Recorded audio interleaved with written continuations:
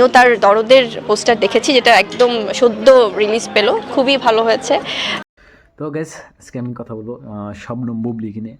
তো আপনারা সবাই জানেন যে শাকিব খানের যেটা 2 নম্বর ওয়াইফ, তার নাম হলো শবনম বুবলি। আর শবনম বুবলি মানে তার মানে ফিল্ম করার যেগুলো যোগ্যতা সব কিছু আছে। আর বাংলাদেশের মধ্যে আপনার সবথেকে বর্তমান আর কি কুইন কবের করে শবনম বুবলিকে ধরা হয়, কারণ তার যেটা লুক স্ট্রাকচার অ্যান্ড ফেজের যেটা আপনার কিউটনেস সব কিছু পারফেক্ট। আর শবনম বুবলি মানে শাকিব খানের লগে অনলি ফার্স্ট টাইম তার লগে বহুত ফিল্ম করতো, আর তার হাত ধরে সে ফিল্ম জগতে আইছে। মানে কবার গেলে মানে শাকিব খানই তাকে ফিল্মে চান্স দিচ্ছে। আর শাকিব খানের মানে তার জুটিটা বহুত মানে ভালো, মাঝখানে কিবা প্রবলেমের জন্য তারা মানে সেপারেট হয়ে গেছে। বুবলি মানে শবনম বুবলি কী কইছে তার মানে কথাগুলো শোনেন। কামনা ভালোবাসা অবশ্যই থাকে, কারণ আমার ফিল্মের যাত্রাটাই তো শুরু হয়েছে শাকিব খানের হাত ধরে। ওনার মাধ্যমেই আমার ফিল্ম ইন্ডাস্ট্রিতে পথ চলা শুরু।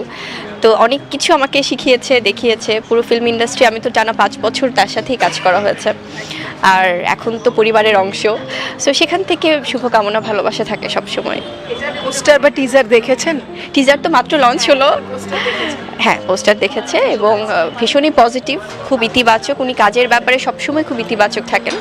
আর আমিও তার দরদের পোস্টার দেখেছি, যেটা একদম সদ্য রিলিজ পেলো, খুবই ভালো হয়েছে। আর এখন তো আমেরিকাতে শুটিং করছে রাজকুমার। সো ওনারও আসলে ব্যাক টু ব্যাক অনেক ভালো ভালো কাজ আসছে। সো অনেক শুভকামনা। শেষ করব টলি।